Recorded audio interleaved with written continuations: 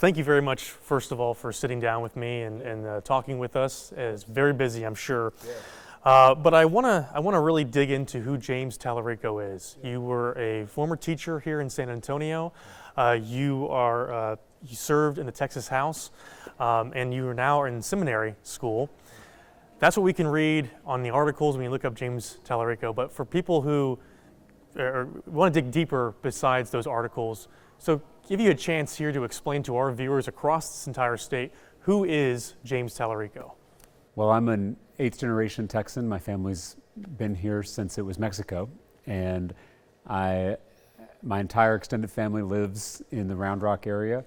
My parents, my younger sister, brother-in-law, my aunts and uncles and cousins and grandparents, and I just became an uncle 2.5 years ago for the first time, which is definitely the best title I've gotten so far. And so when I'm not in the legislature, when I'm not at the seminary, when I'm not preaching or campaigning, I'm usually with them, either my immediate family or my extended family. I want to talk about the seminary. What is that like? Like, what are you doing actively in the seminary? What part of the process are you in your studies? So I am kind of in the middle of my seminary journey. I graduated in May with a Master's of Theological Studies, but I'm hoping to go back to finish my Master's of Divinity, which is what I need to become an ordained minister in the Presbyterian Church. Is that your main goal? Yes. Yeah. It's kind of like passing the bar after you go to law school. So I want to finish seminary and then I want to get ordained so that I can be officially a minister in the church. And why is that a big deal for you? Why do you want to be a minister in the church? Well, my granddad was a Baptist preacher, and when I was young, he told me that we follow the 2 commandments that Jesus gave us, to love God and to love neighbor. In my public service, as a public school teacher here in San Antonio, but also as a public official in the state legislature, that's how I love my neighbor, through public policy, bringing down the cost of childcare, the cost of housing, the cost of prescription drugs. I'm trying to make my neighbor's life a little easier. But to sustain that difficult work, it has to be rooted in a love of God. And going to church every Sunday is how I do that. But being in the legislature is a tough job, and I realized I needed more of a sturdy spiritual foundation to do that work. And that's when I made the decision to go to seminary and take my faith to the next level, and it's been one of the best decisions I've ever made. Has it changed you? Has it changed the way you think about politics or the way you approach a problem or the way you talk to people? Yes, absolutely. After doing this political work for 8 years in the legislature, I've come to see how the roots of so many of our problems, political problems, economic problems, social problems, those roots are spiritual. There is a spiritual crisis in this country. The ties that bind us together are starting to unravel.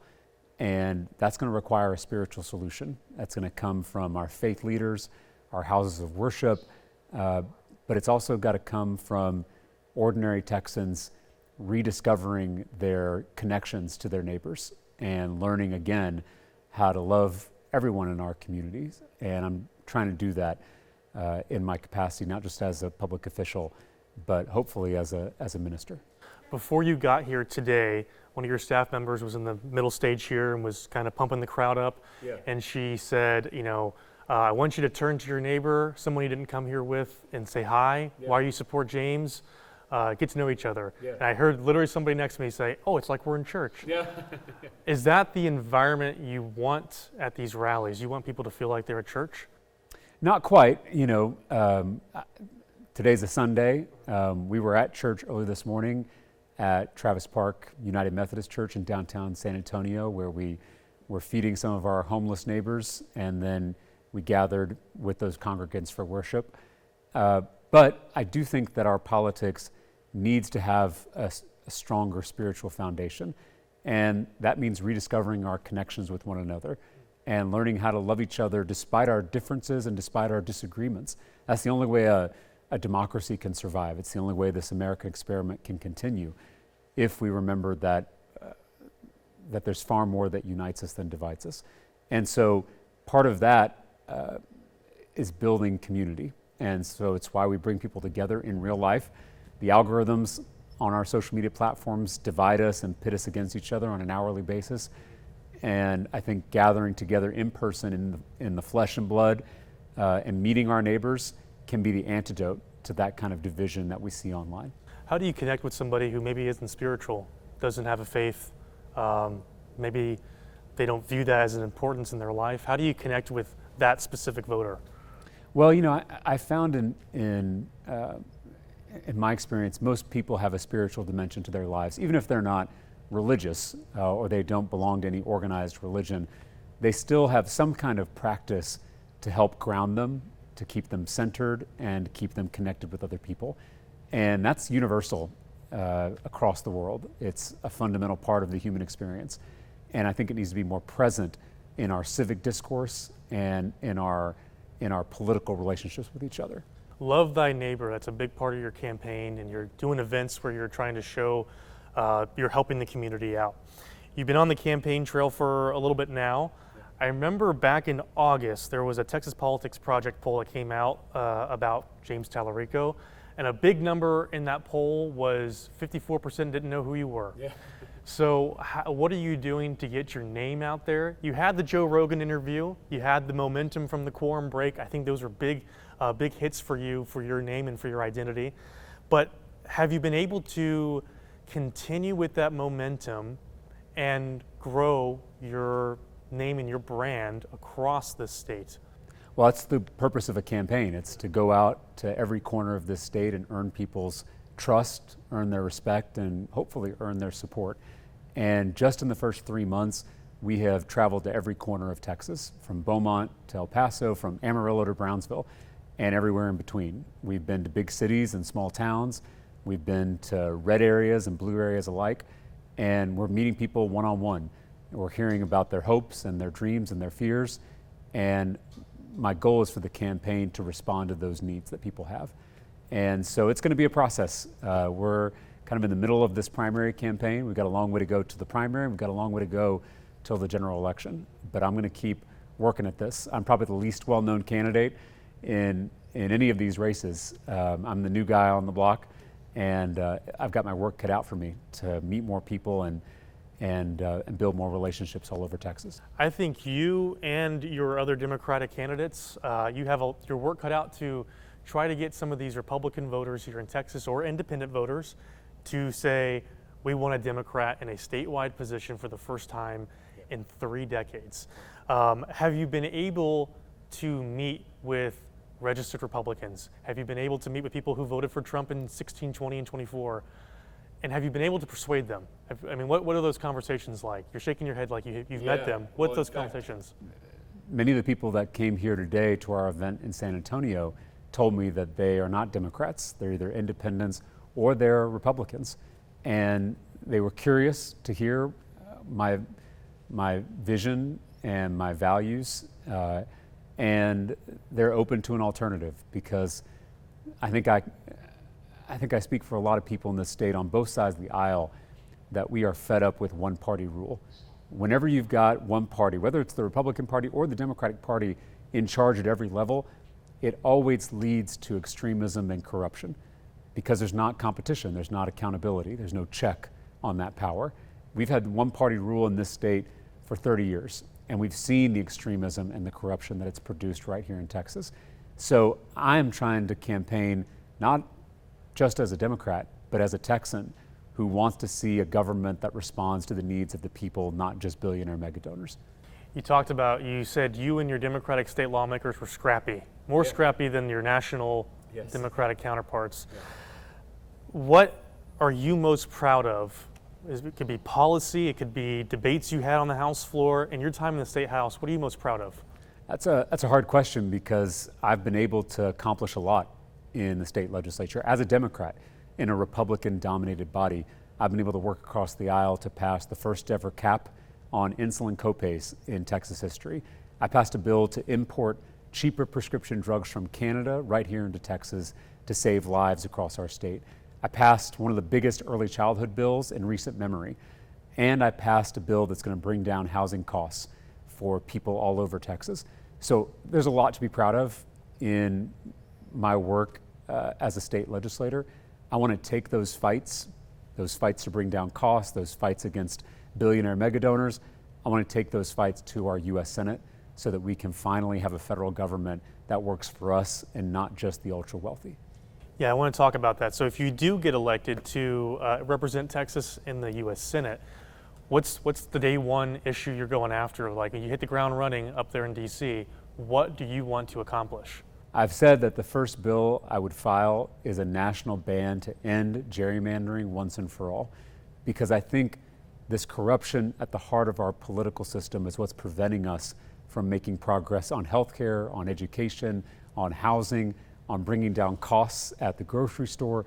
And so we've got to tackle that corruption head on, taking big money out of our politics, banning super PACs, banning billionaires from making unlimited secret donations, banning members of Congress from trading stocks and enriching themselves, and banning gerrymandering so we can have free and fair elections all across Texas and all across the country. That's going to be my top priority because I think that's the biggest problem we face in this country. I think you even told me this once back when we were covering the state ledge. You say, or maybe it's just a general statement, that Republicans and Democrats at the state level, you guys still seem to get along. You still have lunches and dinners with each other. Your families know each other, your friends. You still have some sort of working relationship. At the national level, it appears we have hit an era where Democrats are with the Democrats and Republicans are with the Republicans, and there's a very clear divide. So you're coming from a one-party rule state. If you were to be elected, you'd be a Democrat in the Senate. How would you try to bridge the gap up there? How would you try to get Republicans to work with you? Well, I don't think you should ever believe something a politician says. I think you should look at what a politician has done. And I've served for 8 years in the state legislature here in Texas. I have a public voting record. I have a public record on what bills I've filed and what bills I've passed. I have a public record on the debates I've had on the House floor and the questions I've asked in committee. So I encourage all Texans to take a very close look at that record, because what they're going to find is that I've been able to stand up to my Republican colleagues when I believe that they're hurting my constituents or hurting people all over the state of Texas, when they're trying to defund public education, when they're trying to rob people of their health care. But then I'm also able to work across the aisle when we do agree and pass major legislation to bring down the cost of housing and child care and prescription drugs. So we need a legislator who can do both of those things. And good leaders can do both. You can fight back and you can get stuff done. That's what I've already been able to do as a legislator, and it's what I want to do as a U.S. Senator. You mentioned on this stage here that you wanted to eliminate trillionaires. Yeah. You wanted to tax the rich, and you want to use that money to pay for healthcare, housing, education. Yeah. Could you give us more of maybe a plan that you have in place? Do you have a plan for that? Yeah, we have to have a tax code where billionaires and I guess trillionaires, because that's now the world we live in, are paying their fair share so that all of us can succeed and prosper and grow together. That's what we had in the 20th century, when we had an economy where we had the largest middle class in American history. That middle class is disappearing as we speak. The top 1% in this country now owns more wealth than the entire middle class. 3 guys, Elon Musk, Mark Zuckerberg, and Jeff Bezos, own more wealth than 165 million Americans combined. And that's an unacceptable amount of inequality. And so my goal is to restructure this economy so that we can support working class Texans and middle class Texans more than we support billionaires and trillionaires. I think most Texans want to see that kind of economy where people can actually live the American dream. You know, I read a stat that 90% of baby boomers went on to earn more money than their parents. For millennials like me, it's 50%. For Gen Z, it's even lower. So the American dream is literally slipping out of reach for most young people in this country. I want to fight for that dream, revitalize it so it can be a reality for more Americans and more Texans. What's your stance on immigration? I think Texans understand immigration better than most people around the country because we live with the consequences, we know the challenges, and we know the benefits of it. I've said that I think our southern border should be like our front porch. There should be a giant welcome mat out front and a lock on the door. Those aren't mutually exclusive goals. We can welcome immigrants who want to come here and contribute, and live the American dream and make our communities stronger and richer. And we can also have a system that keeps out people who mean to do us harm. People have a right to know who's coming into our country. And the failures on our southern border have opened the door to this extremism that we're currently seeing. Masked men in unmarked vehicles kidnapping people off the street, tearing parents from their children. They're waiting in school pickup lines, they're waiting in hospital waiting rooms. And so we should be cracking down on the cartels, not our communities. We should be deporting gang members, not moms and babies. I think that is what most Texans and most Americans want to see. They want to see a policy that's pro-immigrant and pro-security. We don't have that right now. Both political parties have failed us on this issue. I plan on fighting for that kind of middle ground if I'm elected as U.S. Senator. Yeah, what does a middle ground look like? Does that continue building border wall? Does that mean, we're in the middle of Operation Lone Star, and the governor told me a couple weeks ago that's not going to stop anytime soon, at least not during the Trump era. So what does that look like security-wise? I think it looks like comprehensive immigration reform, which is more border security, more Border Patrol agents, reforming our ports of entry so that we can modernize these entry points and detect the fentanyl that's coming into this country. 93% of the fentanyl that gets into America comes through the ports of entry, but we don't have the resources or the manpower or the technology to stop it.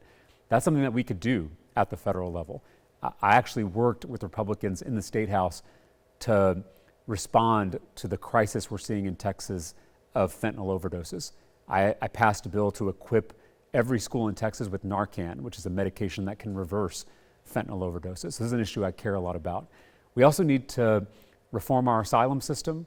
We have to relieve the visa backlog. We've got to hire way more immigration judges so that we can process these cases so there's not this kind of this buildup in our system. All of those things I think will make us stronger and safer at the end of the day. I want to talk about this primary we're in. We know you're going up against Colin Allred. You may be going up against Jasmine Crockett. That's to be determined. But how do you differentiate yourself from either Allred or multiple candidates in this Democratic race to be the standalone candidate?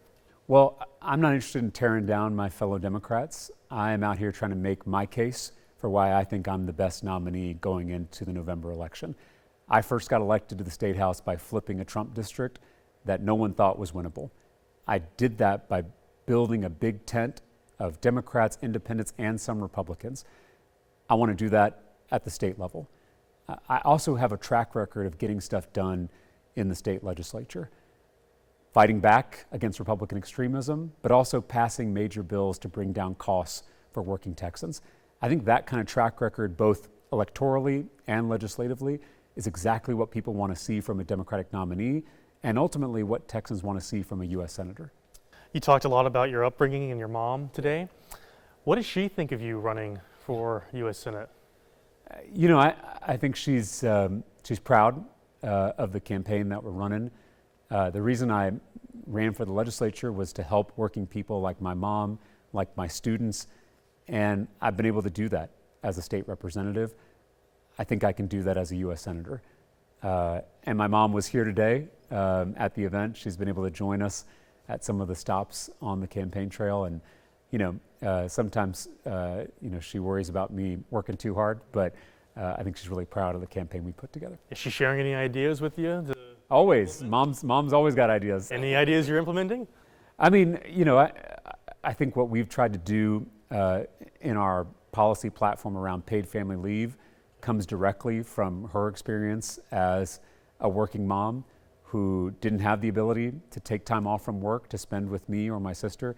That policy proposal that I'm pushing for comes directly from her experience. Okay, the last question is up to you. It's your chance to say whatever you'd like to say about your campaign, or maybe it's a sales pitch to the Texas voters out there about why. I guess let's narrow it more. What can you tell Democratic voters and independent voters that you're the guy to break the streak, and you're the guy that's going to be the first Democrat in 30 years to win a statewide position? Well, again, you shouldn't listen to what I say, you should look at what I've done. And I was able to flip a district that Democrats hadn't won in 30 years. And that's exactly the kind of track record I bring to this race.